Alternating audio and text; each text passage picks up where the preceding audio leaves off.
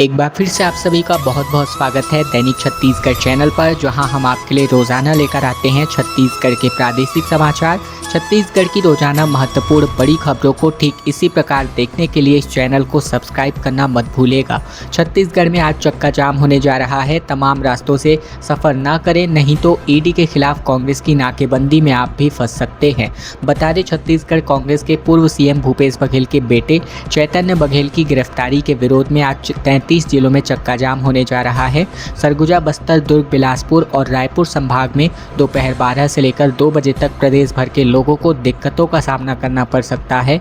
रायपुर में VIP road से लेकर श्री राम मंदिर चौक यानी करेंसी टावर के पास नेशनल हाईवे जाम किया जाएगा। साथ ही धरसीवा और धनेली में भी नेशनल हाईवे जाम किया जाएगा। बिलासपुर में सकरी और पेंड्रेडीह फ्लाईओवर के नीचे नाकेबंदी की जाएगी, जिससे रायपुर बिलासपुर आने जाने वालों को परेशानियां हो सकती हैं। हालांकि स्कूली बसों और एम्बुलेंस को इसके लिए छूट दी गई है। साथ ही जगदलपुर से लेकर जगदलपुर के आमागुड़ा चौक पर चक्का जाम होगा, जिससे जगदलपुर और रायपुर आने जाने वाले लोगों को परेशानियों का सामना करना पड़ सकता है। दुर्ग जिले में सबसे ज़्यादा 6 जगहों को ब्लॉक करने की तैयारी है। अगर आप इन रास्तों से गुजर रहे हैं तो सावधानी बरतें। चर्च के बाहर हनुमान चालीसा का पाठ किया गया, जिसके खिलाफ तकरीबन 150 लोगों को हिरासत में लिया गया। छत्तीसगढ़ के भिलाई के कैलाश नगर में धर्मांतरण को लेकर एक बड़ा बवाल हो गया। बजरंग दल के कार्यकर्ताओं ने चर्च के बाहर जमकर हंगामा किया। धर्मांतरण कराए जाने का आरोप लगा करके पुलिस मौके पर पहुंची, जहां इस हंगामे के बीच पुलिस मौके पर पहुंची और चर्च में मौजूद तकरीबन 100 से 150 लोगों को बस में बैठाकर थाने ले जाया गया, जहां पूछताछ की गई। इसके अलावा संगठन के कार्यकर्ताओं ने चर्च के सामने बैठकर हनुमान चालीसा का पाठ भी किया। वहीं बिलासपुर के सरकंडा थाना क्षेत्र के गीतांजलि सिटी इलाके में भी बीते दिन एक प्रार्थना सभा को लेकर विवाद सामने आया। हिंदू संगठनों ने आरोप लगाया कि एक मकान में प्रार्थना के नाम पर धर्मांतरण करवाया जा रहा है। यहां भी हिंदू संगठन के लोगों ने जमकर नारेबाजी की। इस घटना के बाद डिप्टी सीएम अरुण साव का बयान भी सामने आया, जहां इनके मुताबिक कांग्रेस ने धर्मांतरण की खुली छूट दे रखी थी। कोरबा में देसी शराब की बोतल में कीड़ा पाया गया। वापस कराने पहुंचा तो दुकानदार ने लेने से मना कर दिया। आबकारी अधिकारी ने कहा कि उपभोक्ता नहीं आया था। बता दें, छत्तीसगढ़ के कोरबा जिले में आबकारी विभाग की एक शराब की बोतल में कीड़ा पाया गया। जब वह बोतल वापस करने गया तो सेल्समैन ने वापस लेने से इनकार कर दिया। इस मामले में आबकारी अधिकारी एक्शन लिया गया है। ये मामला कटघोरा के सरकारी देसी शराब की दुकान का है। बता दें, शनिवार दोपहर 27 वर्षीय युवक ने शराब खरीदी थी। जब वह पीने के लिए बैठा तो उसके अंदर कीड़ा दिखाई दिया। वह तुरंत दुकान पहुंचा और बोतल वापस लेने को कहा, लेकिन दुकानदार ने साफ तौर पर मना कर दिया। आबकारी आरक्षक एग्जाम के लिए प्रवेश पत्र जारी कर दिए गए हैं। कैंडिडेट्स को हाफ शर्ट और लाइट कलर की ड्रेस पहनना अनिवार्य है।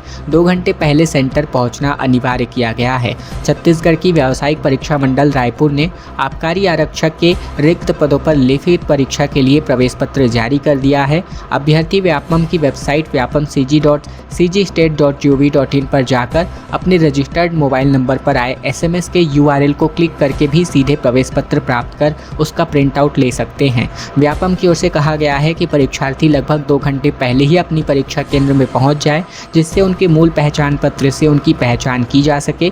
व्यापम ने सभी परीक्षार्थियों को सजेस्ट किया है कि परीक्षा के एक दिन पूर्व ही अपने परीक्षा केंद्रों की भौगोलिक स्थिति की भलीभांति परिचित हो जाएं, ताकि केंद्रों तक पहुंचने में किसी भी प्रकार की लेट लतीफ़ी का सामना अभ्यर्थियों को ना करना पड़े। हादसों को रोकने के लिए रायपुर, कोरबा, दुर्ग, भिलाई के राजमार्ग हाईटेक किए जाएंगे, जहां ITMS कैमरों से इनको लैस किया जाएगा।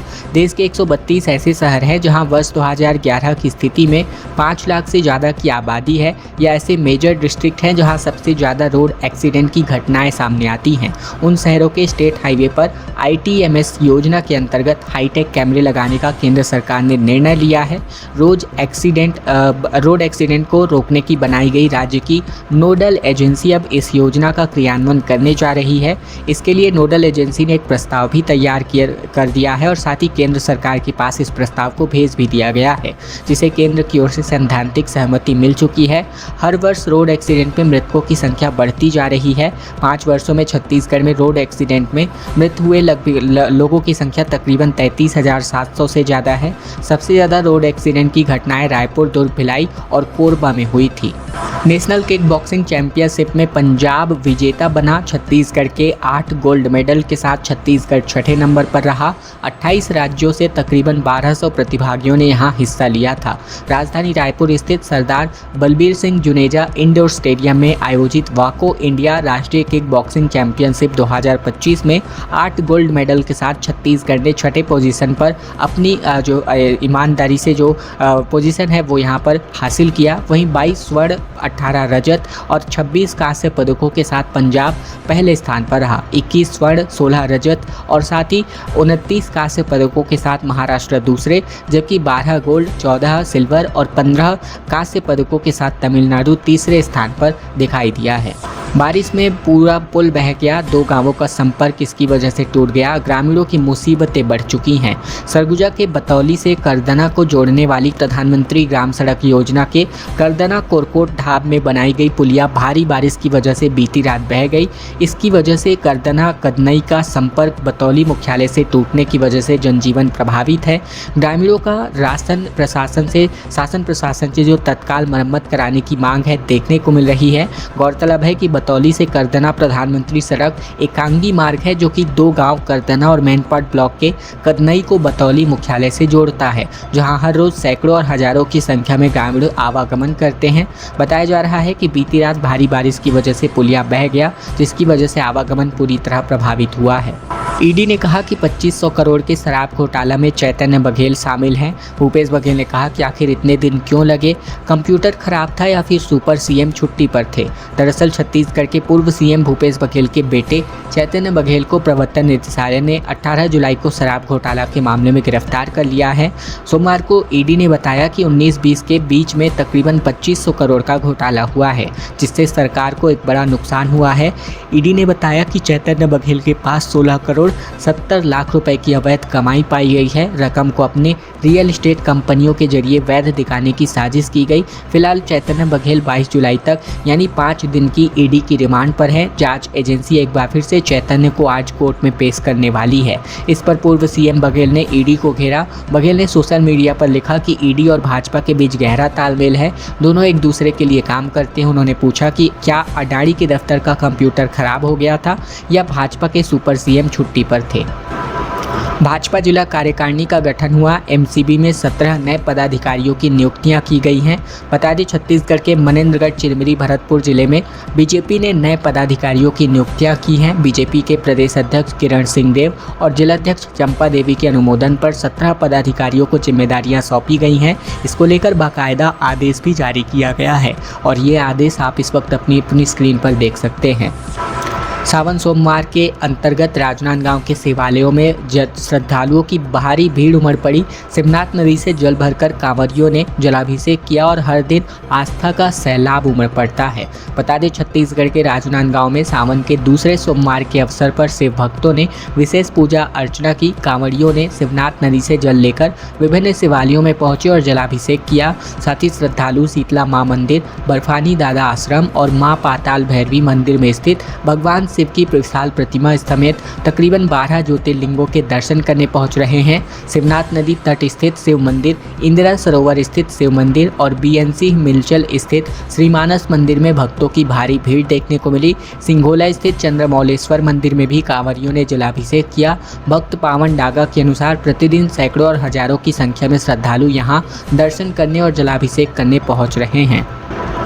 खबरों में आगे बढ़ें इसके पहले अगर आपने इस चैनल को अभी तक से सब्सक्राइब नहीं किया है, आश्वस्त हो जाइए कि आपने इस चैनल को सब्सक्राइब किया हो, ताकि प्रतिदिन की महत्वपूर्ण खबरें और छत्तीसगढ़ के समाचार बिना किसी रुकावट रोजाना हम आप तक पहुंचा सके। तो इस चैनल को सब्सक्राइब करना बिल्कुल मत भूलेगा। वन मंत्री ने कहा कि मनमोहन सरकार ने हसदेव काटने की मंजूरी दी, जंगल कटवाने के लिए कांग्रेस का हाथ इसमें शामिल है। बैज ने कहा कि केदार आदिवासी लेकिन विरोध नहीं कर रहे।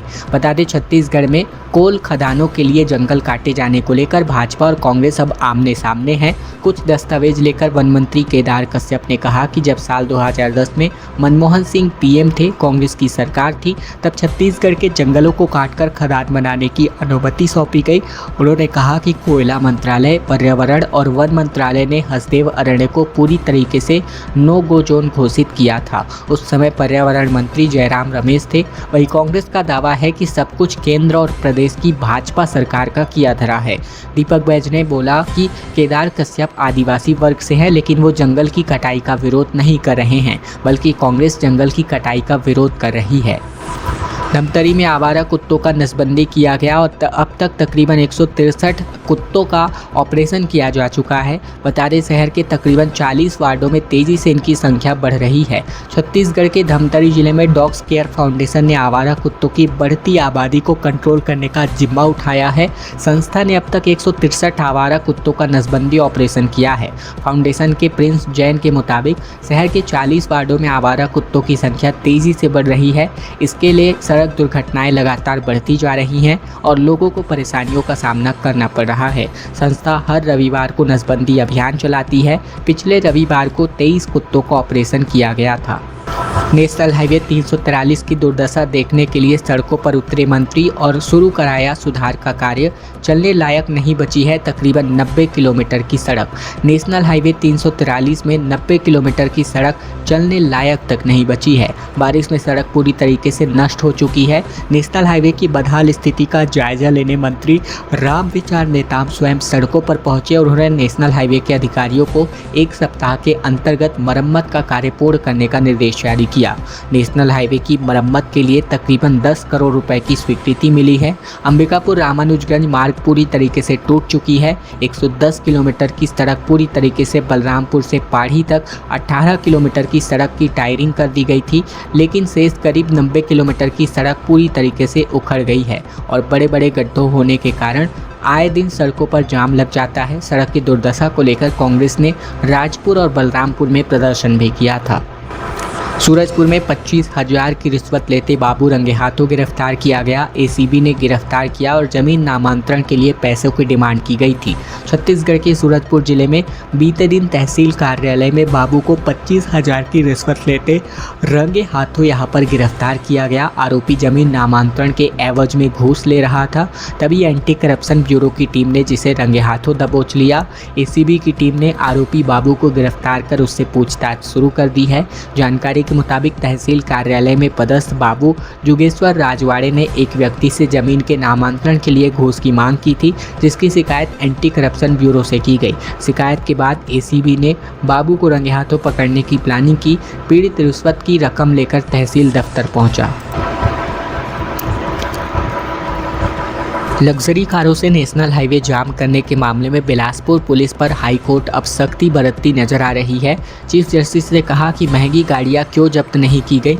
सरकार से भी शपथ पत्र के साथ जवाब मांगा गया है। छत्तीसगढ़ के बिलासपुर जिले में लग्जरी कारों को खड़ी करके नेशनल हाईवे 130 जाम कर फोटोशूट करने के केस में अब हाईकोर्ट ने सख्ती बरपाई है। हाईकोर्ट के चीफ जस्टिस रमेश सिन्हा ने बिलासपुर पुलिस से पूछा है कि इन लग्जरी गाड़ियों को अभी तक जब्त क्यों नहीं किया गया है। हाईकोर्ट सरकार से शपथ पत्र में जवाब भी मांगा है। चीफ जस्टिस रमेश कुमार सिन्हा और जस्टिस बीडी गुरु की डिवीजन बेंच ने पूछा और स्वतः संज्ञान लिया, जहां उन्होंने जनहित याचिका रूप में इस केस की सुनवाई की। सोमवार को उन्होंने हाईवे जाम करने वाली गाड़ियों को जब्त न करने और मामूली कार्यवाही करने पर नाराजगी जताई है। आरआई भर्ती में 72 रिश्तेदार बैठे हुए हैं। चयन 13 का है। जांच कमेटी ने 22 का सिलेक्शन बताया। दरअसल छत्तीसगढ़ में राजस्व भर्ती परीक्षा 2024 में बड़ी गड़बड़ी की शिकायत के बाद अब जांच कमेटी की रिपोर्ट पर ही सवाल उठ रहे हैं। आरटीआई से मिले दस्तावेजों के आधार पर जिन अभ्यर्थियों को जांच कमेटी ने रिश्तेदार बताया था, उनमें से कई अभ्यर्थी एक दूसरे को जानते तक नहीं हैं। 7 जनवरी 2024 को हुई इस परीक्षा में 2600 से ज़्यादा पटवारियों ने हिस्सा लिया था। 29 फरवरी 2024 को परीक्षा परिणाम घोषित किए गए, जिनमें से 216 पटवारियों का चयन प्रशिक्षण के लिए किया गया। हालांकि इनमें से सिर्फ 13 अभ्यर्थियों का ही अंतिम चयन हुआ, लेकिन जांच कमेटी ने 22 के सिलेक्शन पर सवाल उठाए हैं। लेकिन शिकायतों में प्रमुख मुद्दा ये बना कि परीक्षा में बड़ी संख्या में परिवारजनों या करीबी रिश्तेदारों को सुनियोजित तरीके से बैठाया गया था। कैलाश गुफा के लिए हजारों कांवड़िया रवाना हुए। अंबिकापुर से जल लेकर 65 किलोमीटर की पदयात्रा की शुरुआत की गई है। मंगलवार को जलाभिषेक किया जाना है। सरगुजा कांवड़िया सेवा संघ के तत्वाधान में हजारों की संख्या में कांवड़ियों ने सोमवार सुबह जल लेकर कैलाश गुफा के लिए रवाना हो गए। ये कांवड़िए 65 किलोमीटर की पदयात्रा कर जसपुर के कैलाश गुफा में जलाभिषेक करने वाले हैं। कांवड़ यात्रा के मद्देनजर तकरीबन 12 बजे रात से ही कई मार्गों पर भारी वाहनों की आवाजाही प्रतिबंधित कर दी गई। अंबिकापुर के शंकर घाट से कांवड़ियों ने कांवड़ यात्रा की शुरुआत की और शंकर घाट में शिव मंदिर में जलाभिषेक के बाद जल लेकर कांवड़िया कैलाश गुफा के लिए रवाना हुए। कुछ कांवड़ियों ने दल को रविवार देर रात से ही जल लेकर रवाना हो गए थे। बाकी कांवड़िए सुबह जल लेकर रवाना हुए और ये कांवड़िए पैदल रघुनाथपुर बतौली होते हुए जसपुर के जिले के स्थित कैलाश गुफा पहुंचने वाले हैं और यहां जलाभिषेक करने वाले हैं। 15 दिन में 56 जगहों पर 101 सीसीटीवी कैमरे लगाए गए। रायगढ़ में पुलिस अब सीसीटीवी अभियान चला रही है। आपराधिक घटनाओं को रोकने के लिए सड़कों पर से कैमरे नजर हटाए जा रहे हैं। बता दें, छत्तीसगढ़ के रायगढ़ जिले में लगातार आपराधिक घटनाएं बढ़ती जा रही हैं और इसी कड़ी में पुलिस ने सीसीटीवी अभियान की शुरुआत की है, जहां 15 दिन में 56 जगहों पर 101 कैमरे लगाए गए हैं।